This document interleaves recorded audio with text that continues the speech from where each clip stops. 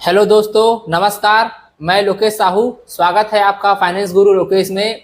मैं पिछले 12 साल से फाइनेंस कंसल्टेंट हूं और साथ ही म्यूचुअल फंड डिस्ट्रीब्यूटर भी हूं। दोस्तों, आज के इस वीडियो में मैं बात करूंगा कि अगर आपका सिबिल स्कोर खराब है तो आप लोन के लिए कैसे अप्लाई कर सकते हैं, या कौन सा बैंक या कौन सा फाइनेंस कंपनी आपको खराब सिबिल स्कोर में भी लोन दे सकता है। दोस्तों, वीडियो अच्छा लगे तो वीडियो को लाइक और चैनल को सब्सक्राइब जरूर करें। आज के इस वीडियो का जो टॉपिक है, पहला है सिबिल स्कोर की शुरुआत कब हुई, और दूसरा फ्री में सिबिल स्कोर आप कैसे चेक कर सकते हैं। दूसरा पॉइंट है दोस्तों सिबिल का इतिहास और प्रकार। तीसरा, लोन के लिए कैसे अप्लाई करें। दोस्तों, सिबिल स्कोर क्या है? सिबिल को पूरी तरह से credit information bureau India limited के नाम से जाना जाता है।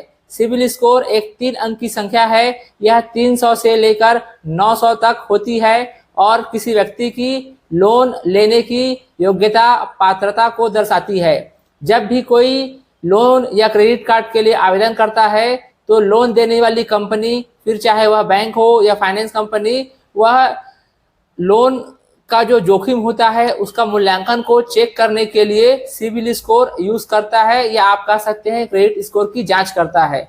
आदर्श रूप से देखा जाए तो 700 प्लस से या उससे ऊपर का जो स्कोर है वह एक अच्छा सिबिल स्कोर माना जाता है। यह आपके वित्तीय स्वास्थ्य और आपके पिछले ऋणों के रिकॉर्ड को बताता है। दोस्तों, यदि आप घर बैठे अपना सिबिल स्कोर पाना चाहते हैं तो आपको जस्ट सिंपल सा गूगल में आना है और आके टाइप करना है सिबिल। जैसे ही आप सिबिल टाइप करेंगे आपके सामने पहला लिंक आएगा। आप चाहें तो इसका लिंक भी इस वीडियो के डिस्क्रिप्शन में मैं डाल दूंगा। तो दोस्तों, वहां से आप फ्री में सिबिल स्कोर प्राप्त कर सकते हैं। और वहीं पे दोस्तों एक कॉर्नर में एक इसका सब्सक्रिप्शन प्लान भी रहता है। ये क्या होता है? इसमें आप 550 से लेकर के 1200 तक का दोस्तों प्लान है। आप 1 महीने से लेके 1 साल तक आप इसमें चाहे तो अनलिमिटेड सिबिल आप निकाल सकते हैं। आप जब चाहे तब अपने सिबिल स्कोर को मॉनिटर कर सकते हैं कि आपका जो भुगतान हो रहा है, आप जो समय में ईएमआई पटा रहे हैं, तो उसका सिबिल में कितना इम्पैक्ट पड़ रहा है, आपका सिबिल स्कोर कितना इम्प्रूव हो रहा है। दोस्तों, इसका खास बात यह है कि यह जो इंफॉर्मेशन रहता है ये आपके और सिबिल के बीच एक व्यक्तिगत इंफॉर्मेशन रहता है। इससे आपका जो सिबिल स्कोर है वो डाउन भी नहीं होता। और इसके साथ में अगर आपने पास्ट में जिस भी कंपनी या बैंक से आपने लोन लिया हुआ है तो उसमें उस कंपनी या उस बैंक का पूरा हिस्ट्री दिखाएगा आपको। साथ में उसका लोन अकाउंट नंबर प्लस जो बैंक का नाम है वो सारा चीज दिखाता है। क्योंकि जब हम किसी बैंक में लोन के लिए अप्लाई करते हैं तब वहां पे दोस्तों आपसे लॉगिन फीस भी लिया जाता है और साथ में वहां पे उस बैंक का नाम भी नहीं आता है। तो यहाँ पे उस चीज का आपको सामना करना नहीं पड़ेगा।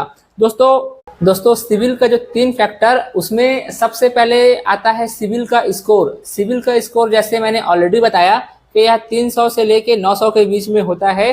जितना अच्छा आपका ईएमआई का भुगतान आप समय पे करेंगे उतना ही आपका सिबिल स्कोर ऊपर होने का चांस ज्यादा रहता है।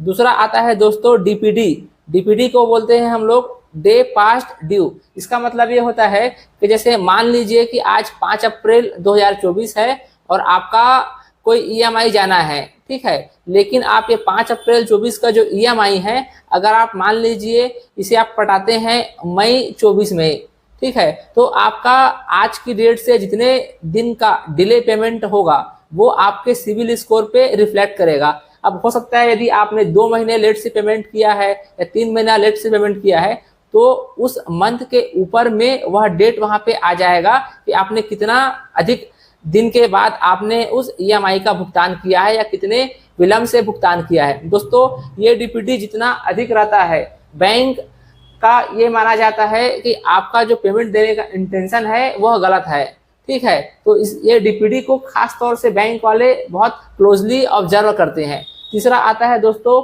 Loan overdue. यदि अगर आपने कोई लोन लिया है, जैसे मान लीजिए हो सकता है लोन आपने 5 लाख का लिया है, 10 लाख का लिया है, और उसके सामने अगर ओवरड्यू में कुछ बैलेंस हो रहा है, चाहे वो 50,000 हो या 1 लाख हो, तो ये ओवरड्यू भी दोस्तों आपका सिबिल को और खराब कर सकता है। तो ये 3 फैक्टर होता है। दोस्तों, दूसरा पॉइंट था सिबिल कितने प्रकार के होते हैं। भारत में 4 क्रेडिट ब्यूरो हैं जो इस क्रेडिट स्कोर को तैयार करते हैं। पहला आता है ट्रांस यूनियन सिविल स्कोर, दूसरा एक्सपेरियन और तीसरा क्रीफ जिसको हम बोलते हैं CRIF हाई मार्क, चौथा आता है इक्विफैक्स। ठीक है, आप चित्र में देख सकते हैं। दोस्तों तीसरा पॉइंट था कि अगर आपका सिविल स्कोर खराब है तब उस कंडीशन में आप कैसे लोन के लिए अप्लाई कर सकते हैं।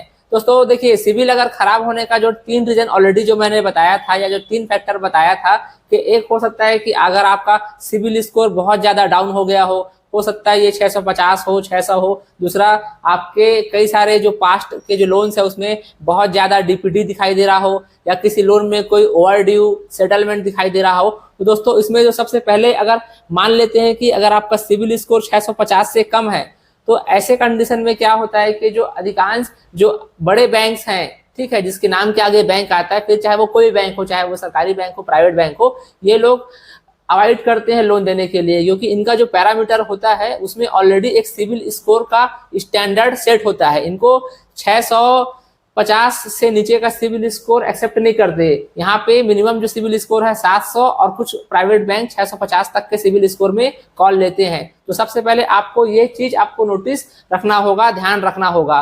दूसरा, यदि आपका सिविल स्कोर 600 के भी नीचे चला गया है तो दोस्तों यहाँ पे आप कैसे बूस्ट कर सकते हैं अपने सिविल स्कोर को, पहले आइए वो समझते हैं। सबसे पहले दोस्तों, अगर आप चाहें तो आप कोई क्रेडिट कार्ड के लिए अप्लाई कर सकते हैं। आप सोच रहे होंगे कि 600 के नीचे सिविल में कौन सा कंपनी आपको क्रेडिट कार्ड देगा, लेकिन दोस्तों यहाँ पे एक ऑप्शन ये रहता है कि यदि आप किसी बैंक में जा करके अगर आप FD करवाते हो, मान लीजिए कि आपको एक 50,000 का क्रेडिट कार्ड बनवाना है, तो दोस्तों आपको सामने से उनको FD के तौर पे 70,000 80,000 का अगर आप भुगतान करते हैं, FD लेते हैं, तो FD के अगेंस्ट में उसका जो 80% 85% वो आपको क्रेडिट कार्ड में कन्वर्ट कर देंगे। दोस्तों इससे क्या होगा कि अगर आप कोई क्रेडिट कार्ड के बाद जब आप उसमें शॉपिंग करेंगे और उसका टाइमली पेमेंट करेंगे तो हो सकता है वो 5 पॉइंट 10 पॉइंट करके 5 से 6 महीने में आपका जो सिविल स्कोर जो 600 से नीचे गया होगा वो सिविल स्कोर आपका 600 के ऊपर आप कवर कर सकते हो। दूसरा आता है दोस्तों गोल्ड लोन। अगर आपके पास गोल्ड है तो आप किसी भी बैंक या फाइनेंस कंपनी से गोल्ड लोन को ले करके आप उसको EMI में कन्वर्ट करके आप वहां से भी आपका जो सिविल स्कोर है उससे आप सिविल स्कोर को आप बढ़ा सकते हो। तीसरा आता है दोस्तों प्रॉपर्टी लोन। दोस्तों ऐसी बहुत सारी फाइनेंस कंपनी है, ऐसे ग्राहक जिनको बैंक चाहे वो सरकारी हो या प्राइवेट बैंक हो, जो लोग लोन नहीं करते हैं, ऐसे ग्राहक को ये जो फाइनेंस कंपनी है ये लोग लोन करने के लिए बैठे हुए होते हैं। बट इनका जो ब्याज दर है सामान्य तौर पे सरकारी और प्राइवेट बैंक की तुलना में थोड़ा ज्यादा होता है। तो दोस्तों यहाँ पे आप अप्रोच कर सकते हो। यहाँ पे एक लो LTV प्रोग्राम करके होता है। लो LTV प्रोग्राम से मतलब क्या होता है, यदि मान के चलिए आपके पास एक 50 लाख का प्रॉपर्टी है, ठीक है, जिसको आप मॉर्गेज रखना चाहते हो और आपका रिक्वायरमेंट अगर 15-20 लाख है, दोस्तों ये लो LTV में आ जाएगा, क्योंकि यहाँ पे जो फाइनेंस कंपनी है उसका रिस्क कम हो जाता है। बट इनका भी जो स्टैंडर्ड है ये लोग देखते हैं कि इनका जो सिविल स्कोर ज्यादातर 600 के नीचे नहीं रहना चाहिए। तो यहाँ पे ऑलरेडी जो बताया कि आप सिविल को कैसे भी करके आप 600 ला लीजिए, चाहे क्रेडिट कार्ड से चाहे गोल्ड लोन से, और फिर इस तरह से आप प्रॉपर्टी लोन आप ले सकते हैं। चौथा दोस्तों एक तरीका ये भी है कि यदि आपके पास घर में अगर कोई कार है, हो सकता है वो कार अगर आपका फ्री है, तो दोस्तों आप कार को रिफाइनेंस करके भी आप लोन उठा सकते हो। यहाँ पे कई ऐसी जो फाइनेंस कंपनी है जो गारंटर खोजती है। मान के चले यदि आपके कोई पास गाड़ी है, उस गाड़ी का जो वैल्यू है अगर 10 लाख है और अगर आपको 3 लाख लोन चाहिए, ठीक है, तो आपको ऐसा कोई गारंटर खोजना है जिसका सिविल अच्छा हो, तो उसके माध्यम से भी दोस्तों वो जो फाइनेंस कंपनी है आपको लोन दे सकता है। इस तरह से दोस्तों आप पास्ट में जो भी आपका गलती जो भी आपने किया है तो उससे आप ये कवर अप कर सकते हो। दोस्तों आशा करता हूँ ये वीडियो आपको पसंद आया होगा। यदि फिर भी अगर आपके मन में कोई सवाल है, कोई संदेह है, तो आप मुझे कमेंट कर सकते हैं। मैं कोशिश करूंगा कि आपके हर सवाल का जवाब दे सकूं। धन्यवाद।